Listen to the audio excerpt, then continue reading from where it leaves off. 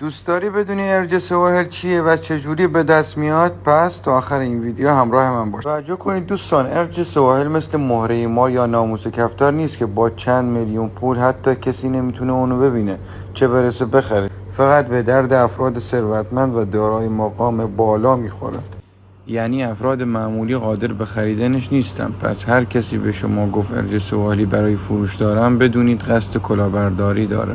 و اما این ارج از کجا میاد؟ در اصل ارج یک تیکه چوب خاص و پیچ ماننده که هیچ کس از جای اون با خبر نیست جز جوجه تیغی و فقط اون قادر به فعال کردنش هست. شکارچیان ارج سالها در کوه و بیابان کمین میکنن تا یک جفت جوجه تیغی رو زیر نظر میگیرن که بچه داشته باشه و در زمانی که مادر لونه رو ترک میکنه و بچه هاش تنها هستن سریع دست به کار شده و سوراخ ورودی رو با گل میبندن.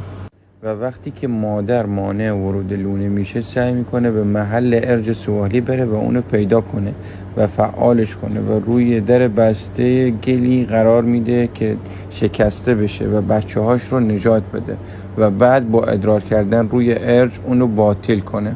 شکارچیان باید قبل از اینکه روی ارج ادرار کنه به دستش بیارن. دوستان ملاحظه بفرمایید، این پست رو گذاشتم که فقط توضیح بدم این وسیله چقدر ارزش داره و بنده ارجی برای فروش ندارم.